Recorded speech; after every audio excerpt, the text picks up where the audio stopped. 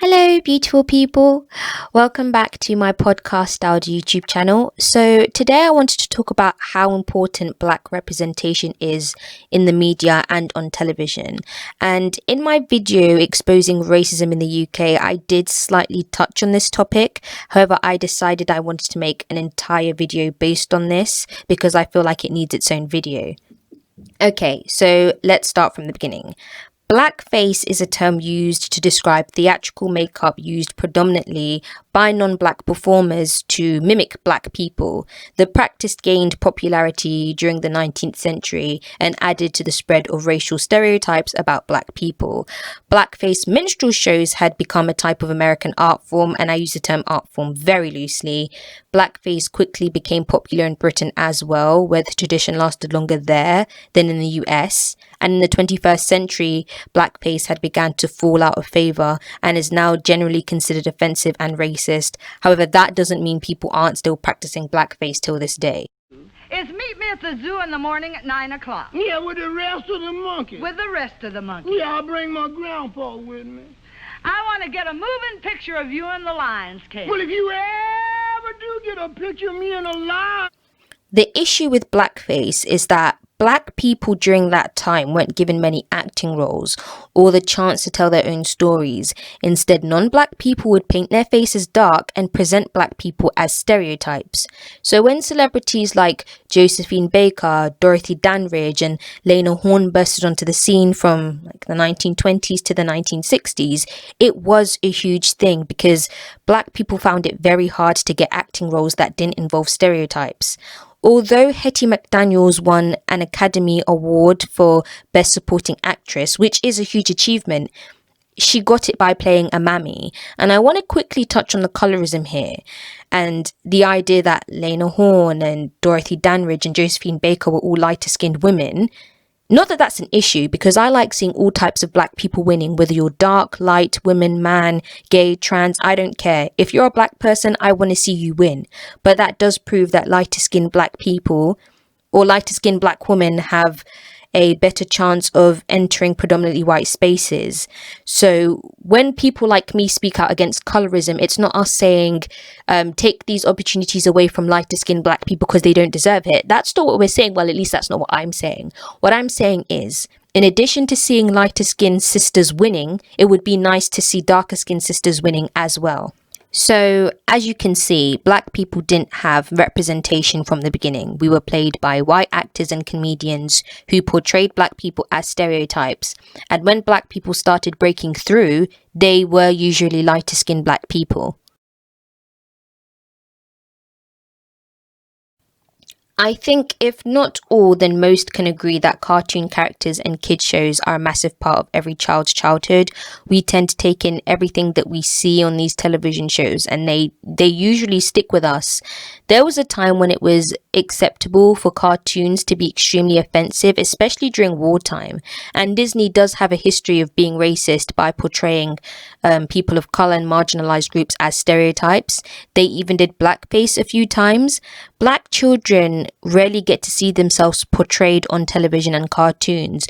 We have to try and relate to white cartoon characters. And if you're a black child growing up and you're only seeing white cartoon characters, you internalize those subliminal messages and it starts planting seeds of self-hatred in the minds of black children. And that's why black cartoon characters are very, very important.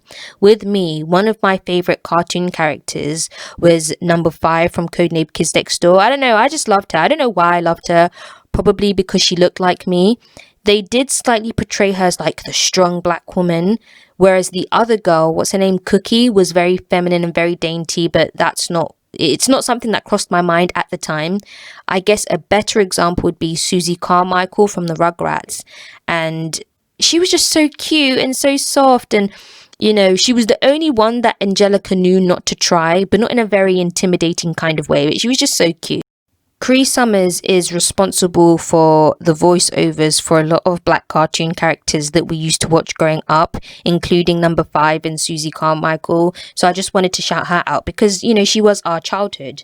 So as I got older, I started watching Disney Channel and Nickelodeon.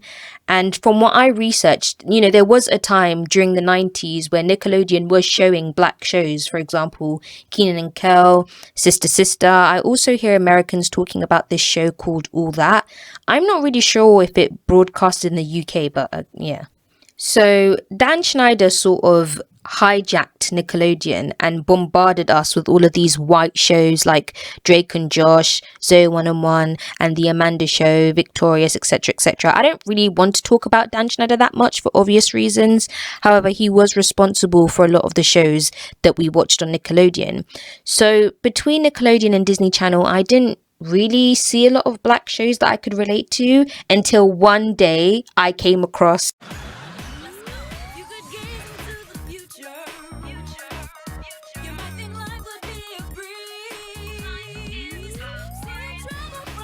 That's So Raven was a sitcom that broadcasted on Disney Channel from 2003 to 2007, and it was about a teenage girl who had psychic powers. She lived in a two-parent household. She wanted to be a fashion designer. She had her two friends by her side called Eddie and Chelsea, and she was just a normal black girl. No stereotypes, no nothing. Just normal. Well, I don't know how normal you can be when you have psychic powers, but you know what I mean. Whilst the white girls were on Hannah Montana and Lizzie McGuire, a lot of black girls looked up to Raven-Symoné. One of the most iconic episodes that I can remember watching was called True Colors, and this was when both Raven and Chelsea applied for the same job at a clothing shop. Chelsea got the job whereas Raven didn't, even though Raven was more qualified than Chelsea. So then Raven has a vision of the manager saying that she doesn't hire black people. Are you saying that I didn't get the job? Yeah, I'm sorry, Ray. Oh, I thought you aced that interview, Ray. Yeah, I thought so too. I did everything perfectly. There's got to be some reason why you didn't get that job. The truth is, I don't hire black people. Well, did you have a vision, Ray? Yeah. And I saw Chloe straight up say I do not hire black people. What? That's discrimination. I don't believe this. And it's great that they tackled this issue on a kids show, because many parents want to censor their children from this type of reality, especially white people, because they typically do get uncomfortable talking about race. Raven-Symoné has done a few questionable things in the past. However, when you eradicate that, I think you can agree that she was an icon for a lot of black girls growing up. She paved the way for the Keke Palmers, the Zendayas, China Anne McClains, the Sky Jackson. Like, she paved the way for all of them. And she was also in the Cheetah Girls as well.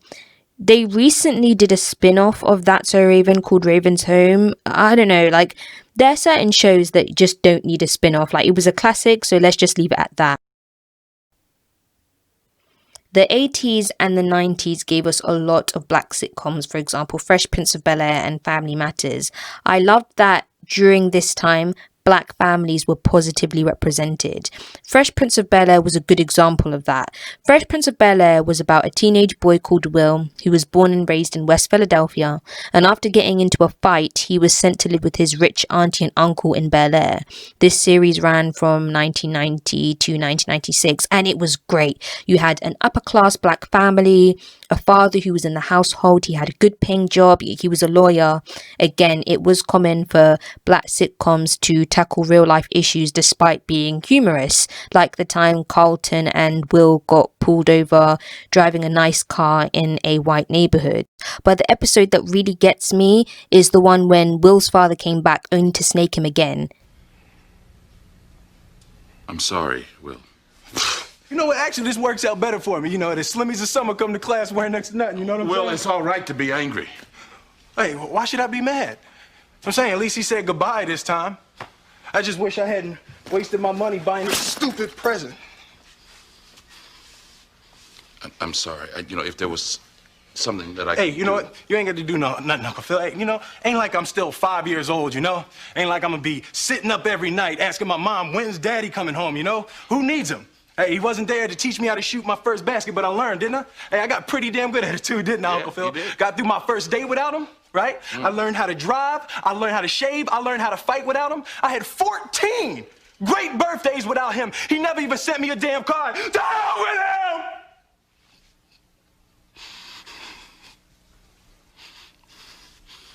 I ain't need him then, and I don't need him now. Will. Nah, you know what, Uncle Phil? I'm gonna get through college without him.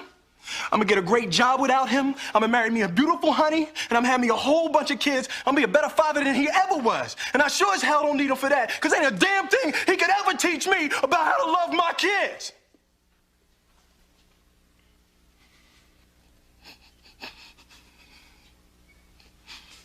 How come he don't want me, man?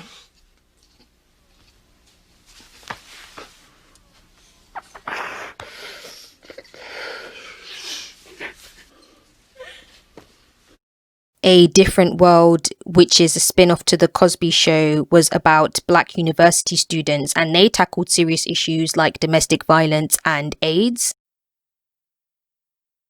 In the UK, there is literally zero representation for black people, especially when talking about black sitcoms. None of them have reached a high level of success. The only example I can give is the sitcom called Desmond's, and that centers around a black British Guyanese family that lived in Peckham. The show went on for 6 seasons, which is good, because other black shows like The Fosters, Blouse and Skirt, No Problem, and Meet the Addy Banjos only lasted for 2 seasons. The longest black British sitcom I can actually really name is Desmond's. However, Only Fools and Horses has been on our screens for God knows how long. On top of that, they even still show old episodes. Can you imagine? I don't know if you guys remember the show Youngers on Channel 4. Again, only 2 seasons.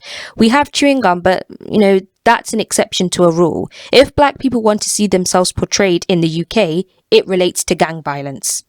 I find it very funny how cinemas want to ban Rap Man's Blue Story, but they see nothing wrong with Adam Deacon's Another Hood.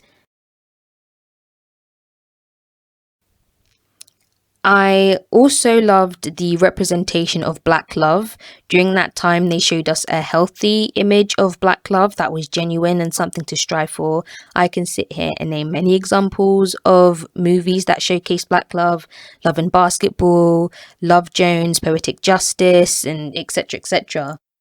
The reason why I feel so strongly about this is because I think black love is very revolutionary, because some people might disagree, but I feel like we live in a society that tells us interracial relationship is an upgrade and black love is a downgrade.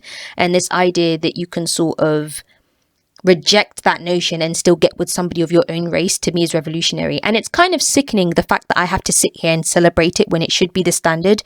But unfortunately, it just isn't, because black people, especially black men, not all, but black men have adopted this anti-black woman mindset, and they feel like getting with a white woman is better. Not to say black women can't have that mindset, but it is common to see black men attack and drag black women. I'm not ignorant to the fact that there's also sisters out there who've decided to not necessarily give up on black love, but open up their options because they're just tired of being disrespected by black men. Again, not all black men, but it is common to see black men attack black women. Whereas black women have never put black men in a situation where they've ever have to question our loyalties to them. And I slightly touched on this in my video about how the world failed black women. I support black men, but I don't support every single black man. I support black women, but I don't support every single black woman. The same thing goes for light-skinned people. I support light-skinned people, just not every single light-skinned person. And again, I want to make it clear, I'm not doing this to attack or bash black men. I know not all black men don't like black women. It's just the black men who don't like black women are very, very vocal.